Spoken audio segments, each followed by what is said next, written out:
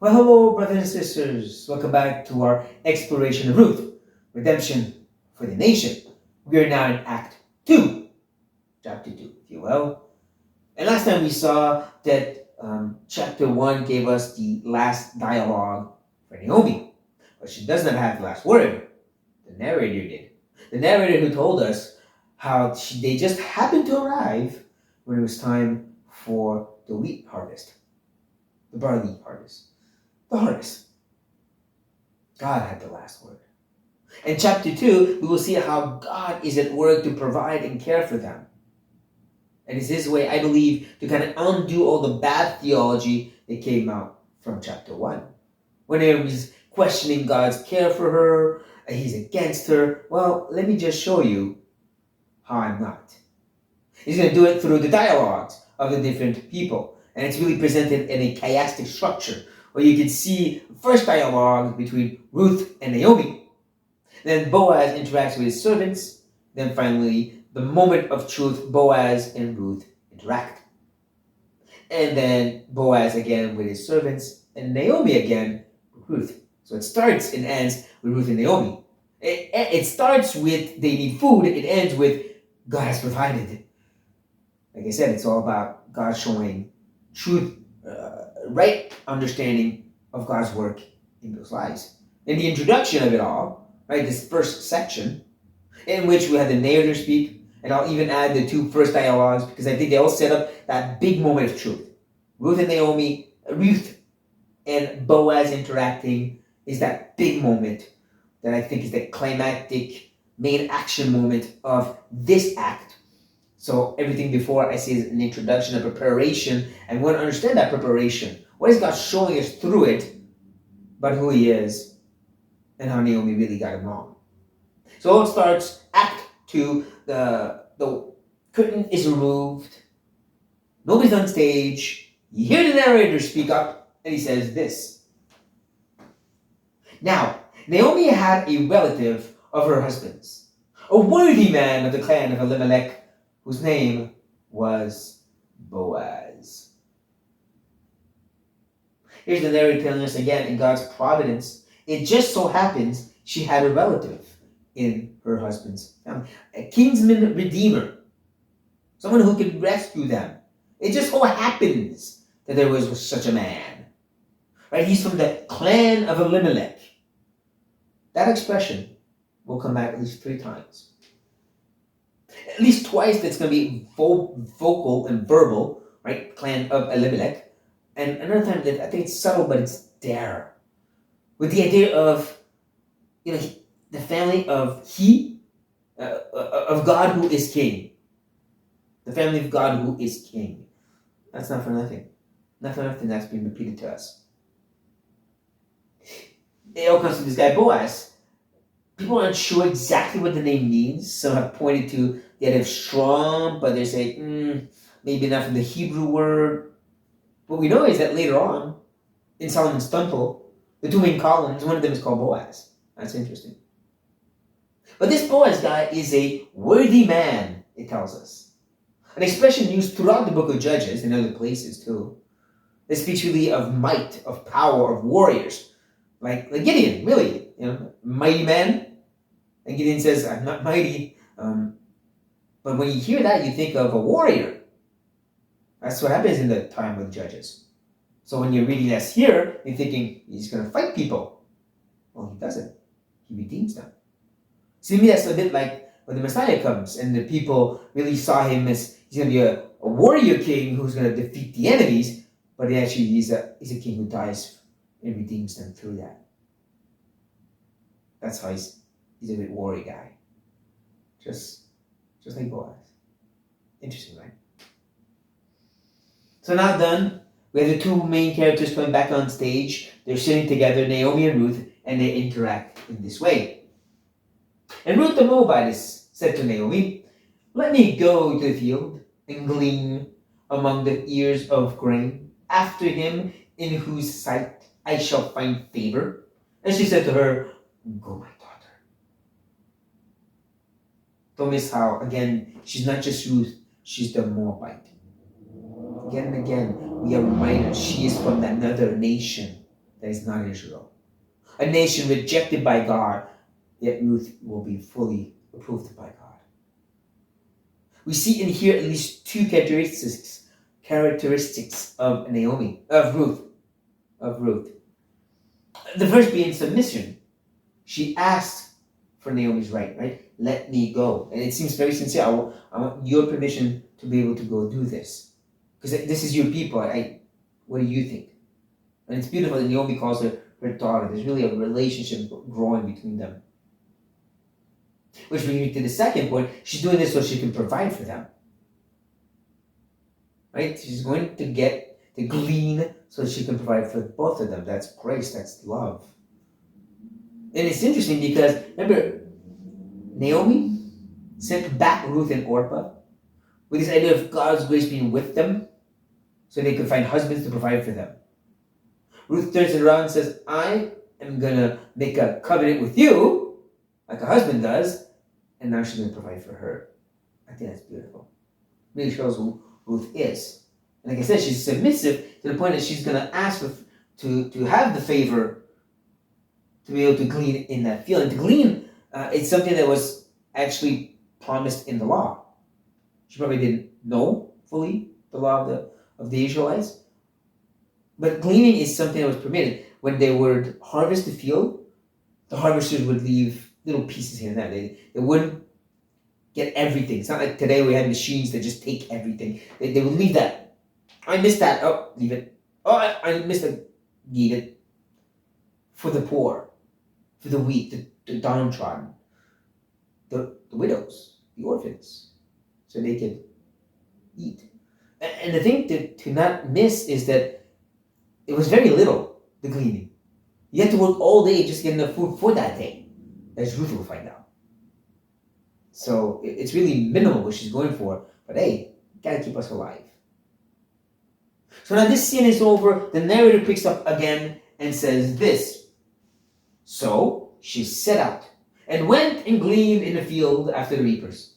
And she happened to come to the part of the field belonging to Boaz, who was the clan of Elimelech. Here's that song again. The family of God who is king. It's ringing in your ears, isn't it? And it should. Naomi just happens to be in that specific field that belongs to Boaz. And that's really the wording that's used here. It's Hebrew words that really speaks of chance. And right away you might say, wait, there's no chance with God. Exactly. I believe the narrator put it there to kind of trouble the first readers. They would see this and say, no, this is not chance. This is God's providence. And he wants that reaction. He wants us to say, no, God is at work. Because that's what we're seeing. And we'll continue to see. God is at work providing for her, Naomi and Ruth. That's the verdict he's putting out to them. Not what Naomi thought. So now we move on to the dialogue between Boaz and his people. And behold, Boaz came from Bethlehem, and he said to the reapers, the Lord be with you. And they answered, the Lord bless you. Here again, I would say it really speaks to two characteristics of Boaz. One, the name of the Lord is on his lips. And yes, it was a common saying, right? The Lord be with you, and people would respond, the Lord bless you. A bit like we would say, God bless you, among ourselves as Christians. It's typical. It's sincere, but there's still a sense it's just typical. Yet the fact that the name of the Lord is on his lips is important because it's the time of the Judges, where people did what was right in their own eyes. And for the most part, it's kind of forgetting, rejecting God. Right? That's the one thing God keeps telling you, like, come back to me. Forget your idols, come back to me. Boaz had the Lord's words, name on his lips in those times. And it also shows me how he had a relationship with these reapers. Again, people did what was right in their own eyes. They abused, there's violence, there's brutality in the time of the Judges. Even among Israelites. He had a relationship with his reapers, with his servants. Speaks to the kindness, again, of the heart of this man. Just like we saw with Ruth. Now notice how the narrative takes time to say, and behold. Right, again, that by chance, Boaz showed up that day. He owned a great land. And as we will find out, he had people to give directions to his servants. He didn't need to be there. But that day, he decided to go. And that same day, Ruth just happens to be in his field. Oh, I hope you see how this is all part of God's great sovereign plan. The interaction continues. Dialogue, I mean. Then Boaz said to his young men, who was in charge of the reapers, whose young woman is this? Interesting question. Which would lead us to two other questions, actually. What does it mean? And what is he asking? What does it mean, whose young woman is this? Well, it kind of comes up again later in the life of David, which is kind of interesting, right? The great-great-great-grandson of Ruth has the same kind of question asked about him. God is so at work. But after he killed Goliath, we see, as soon as Saul saw David go out against the Philistine, he said to Abner, the commander of the army, Abner, whose son is this youth? And Abner said, as your soul lives, O king, I do not know. So we're starting to understand what the question means, right? Whose family is David a part of? This is where we hear the clan of Elimelech, but in a subtle way. And whose family is she a part of? Well, the family of Elimelech, once again. See, it's echoing in our own head now at this point. God who is king. When Boaz showed up, he sees a woman on his field, probably only had men. Plus, she doesn't look Israelite. Whose clan is she a part of? But this brings me to the second question. Why does he want to know that? And I think the answer, and I could be wrong,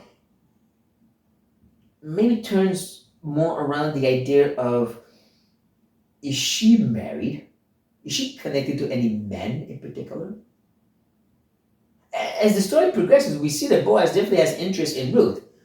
So there's a strong possibility he got an eye on her, and he just wants to make sure, is she connected to somebody? Is she married to somebody? She's clearly not a Jewish person, so is she here because she's married to a Jew? I think he had an eye on her. And that's what he wants to know. Whose young woman is this? But I digress. The point is, this leads us to the answer. And the answer is quite interesting. It starts, and the servant who was in charge of the reapers answered, she is the young Moabite woman who came back with Naomi from the country of Moab. Again, doesn't want to let it go, right? Again and again, we keep hearing it from the narrator, from the voices. She's from that rejected people. But she's not, right? Naomi is the name being said here, not Ruth. I find that interesting. Maybe she never gave her name, or maybe he forgot it, but he at least remembers she's connected to Naomi. Clan of Elimelech, right? He just happens to remember that she's Naomi, connected to Naomi, which means, hey, Boaz, she's of those you could, redeem. All this in God's great sovereign providential work. And now Boaz knows about it. The answer is not finished though. Yeah, the servant keeps going. She said, please let me glean and gather among the sheaves after reapers. So she came, and she has continued from early morning until now, except for a short rest. That's a big answer for simple, whose family is she a part of? He kind of answered already, and now he just keeps going. And by doing that, he really presents what kind of woman she is to Boaz. Again, God's providence, right? Tells her how she worked hard all day. She only took one little break. And now he knows she's doing that to provide for her and for her mother-in-law, Naomi. What a woman. What an amazing woman. And Boaz just happens to hear all this information that he didn't actually ask for, but just solidifies even more. What a woman worth marrying. As she would ask, how should we be doing this? All of this is a setup to show how God is at work to bless Naomi and her family, not curse. To provide and care for her, not put a heavy hand on her. I say it's a good reminder for us because even though last time we don't want to read into the circumstances, God's will for our life, try to figure out if God's for or against us because of the circumstances. We still want to see the circumstances as coming from God, though. In His providence, His sovereign rule over all things, that all things work together for our good is good. And that good being, of course, to be made like the image of Christ, to be sanctified. And still, it all comes from a loving and caring Father. We want to recognize that all that is from God who loves us, the hard and the easy things, they come from this God who's proven His love by what He did on the cross. The same way Naomi should have recognized He is for us. He proved it when He redeemed us from Egypt. So hopefully this has reminded you to see God's hand at work in your life in all sorts of ways. He is for us, not against us. Brothers and sisters, be blessed.